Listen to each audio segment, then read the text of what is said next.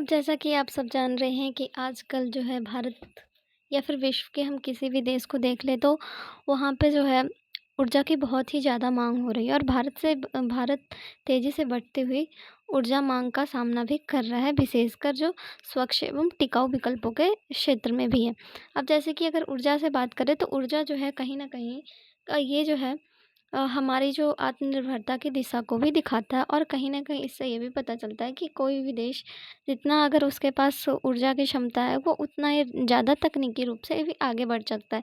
क्योंकि अगर हम आजकल देखें तो ये सारी चीज़ें जो है कहीं न कहीं अगर हम वाहन की बात करें या फिर जो हमारा जो बिजली हो गया या फिर हमारे जितने भी सारी चीज़ें वो सब कहीं न कहीं ऊर्जा के ऊपर ही टिकी हुई हैं। तो आज हम इसी टॉपिक पे बात करेंगे। तो आज का जो हमारा टॉपिक है वो भारत नागरिक परमाणु क्षेत्र में निवेश को लेकर निजी क्षेत्र की चिंताओं का समाधान करेगा। और इसका जो मेन मुद्दा है वो है हमारा ऊर्जा सुरक्षा और निजी भागीदारी की दिशा में एक महत्वपूर्ण कदम जो भारत के द्वारा लिया गया है। तो आज हम इसी के बारे में बात करेंगे। तो सबसे पहले जानते हैं ये ऊर्जा किस ऊर्जा की बात की जा रही है।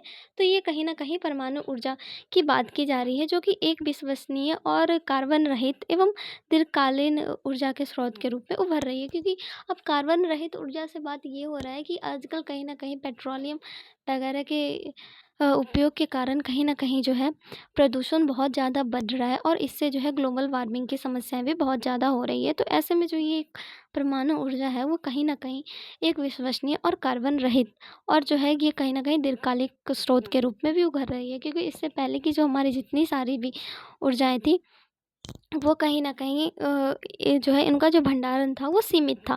तो ऐसे में भारत सरकार ने 2047 तक जो है 1000 गीगावाट परमाणु ऊर्जा का उत्पादन की जो है महत्वाकांक्षी लय को भी तय किया है कि वो 2047 तक 100 गीगावाट परमाणु ऊर्जा का उत्पादन करेगी। और इसी के साथ जो उनका जो अभी लक्ष्य है वो भी है जो सार्वजनिक क्षेत्र में सीमित रहे जो असैन्य परमाणु क्षेत्र है उसे निजी एवं वैश्विक क्षेत्रों पे इसका निवेश को खोला जा रहा है। और इसी के साथ जो इसका जो ऊर्जा है उसके द्वारा जो है भारत को एक आत्मनिर्भर ऊर्जा के क्षेत्र में बनाने की दिशा की जा रही है, जिसमें जो है निजी क्षेत्र की भागीदारी को भी प्रोत्साहित किया जा रहा है। क्योंकि कहीं ना कहीं इससे पहले भी हमने देखा था कि भारत का जो एक नायरा एजेंसी है उसे कहीं न कहीं ईयू के द्वारा उस पे जो है रोक लगाई थी। तो ऐसे में भारत को जो है ऊर्जा के क्षेत्र में कहीं न कहीं बहुत ज़्यादा आत्मनिर्भर होने की ज़रूरत है। तो इसी के टॉपिक पे आज हम बात करेंगे। जैसा कि आप सब जानते हैं कि अब यहाँ पे हमें एक टॉपिक में एक वर्ड आया है असैन्य परमाणु ऊर्जा।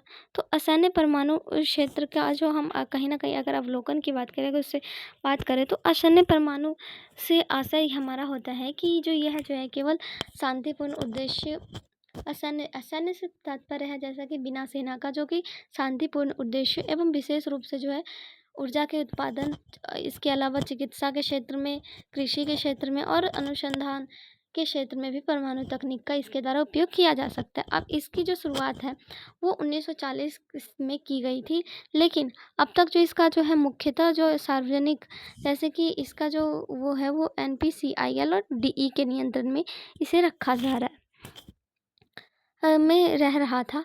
अब जो है परमाणु ऊर्जा निगम लिमिटेड जो है NPCI न्यूक्लियर पावर देश में जो है व्यावसायिक परमाणु रिएक्टरों का भी संचालन करने वाली प्रमुख संस्था है। जो ये है देश में जो है परमाणु का जो रिएक्टर है उसका जो है मुख्य रूप से संचालन वो NPCIL के द्वारा किया जाता है। अब निजी क्षेत्र में जो इसकी भागीदारी अब तक जो है सीमित रही है, लेकिन भविष्य में जो है इसे बढ़ाने के लिए नीतिगत रास्ते भी खोले जा रहे हैं। अब इसमें असैन्य परमाणु खोलने का उद्देश्य जो है उससे जो है निवेश को अपनी ओर आकर्षित करना और इसके जो है तकनीकी के नवाचार को वापस लाना और 2047 तक इसके जो है 1000 गीगावाट के लक्ष्य को भी इसके द्वारा पूरा किया जाना। अब इसमें जो है अब देखिए यहाँ पे जो है अब अगर हम न्यूक्लियर का जो अगर निर्माण का प्रोसेस देखें तो ये कहीं ना कहीं आपको देखने को मिल रहा है। और एक और बात जो होती है, जो ऊर्जा का तो ना तो हम निर्माण करते ना ही विनाश करते, बस उसे एक ट्रांसफॉर्मेशन से दूसरे ट्रांसफॉर्मेशन में ला देते हैं। अब इसका जो अगर हम बात करें, अब देखिए यहाँ पे NPCI और DEPA आपको देखने को मिल रही हैं। अब चलिए अब हम इसके बारे में अगर वैश्विक निजी क्षेत्र पे जो इसकी आशंका हैं उसके बारे में अगर बात करें तो पूंजी लागत एवं बीमा का जोखिम और उसके द्वारा अगर साथ ही साथ देखें तो परमाणु उत्तरदायित्व कानून संबंधी चिंता भी कहीं न कहीं इसमें आ रही है और दीर्घकालिक नीति की स्थिरता भी इसमें आवश्यक है। अब परमाणु उत्तरदायित्व संबंधी कानून की चिंता की अगर बात करें तो कहीं न कहीं जो है परमाणु के साथ जो संबंधित उत्तरदायित्व है वो इसके द्वारा इसमें आ रहे हैं। अब इसमें जो भारत सरकार के द्वारा जो मुख्य पहल की गई है अगर हम उसकी बात करें तो हम उसे समझने का पहले प्रयास करते हैं। तो चलिए सबसे पहले हम देखते हैं इसमें जो वैश्विक एवं निजी क्षेत्र की आशंकाएँ जो हमारी हो रही हैं। तो ये जो वैश्विक निजी क्षेत्र की जो आशंकाएँ हैं, इसमें जो सबसे पहला हमारा आ रहा है वो पूंजी लागत एवं बीमा जोखिम।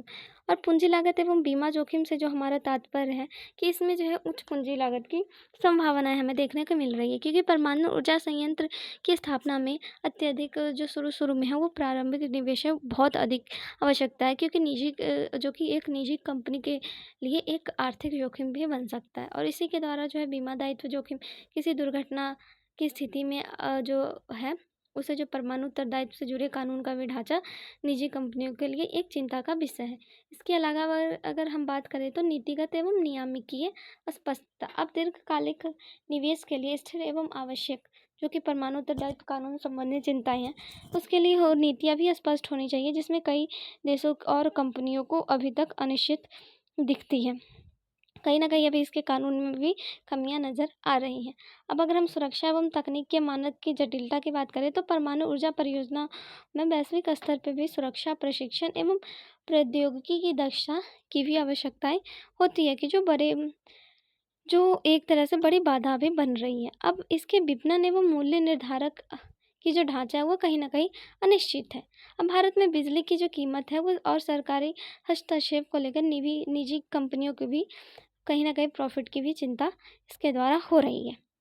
अब अगर हम इसके आगे की बात करें तो सरकार की प्रतिक्रिया इसमें क्या है? तो सरकार की प्रतिक्रिया है कि जो केंद्रीय मंत्री हैं ये ऊर्जा केंद्रीय मंत्री डॉक्टर जितेंद्र सिंह का बयान आया है कि भारत वैश्विक निजी क्षेत्र की आशंकाओं को दूर करने में सक्षम है और इसी के साथ उनका एक और बयान आया है कि निजी नीति सुधार एवं निवेश की सहूलियत की पहल और उनका जो लक्ष्य है कि वो 2047 तक 100 गीगावाट परमाणु का उत्पादन करेंगे और भारत सरकार की जो इसमें नीति की प्रतिबद्धता है उसको अगर हम देखें तो सार्वजनिक एवं निजी भागीदारी जिसे पीपीपी कहा जाता है।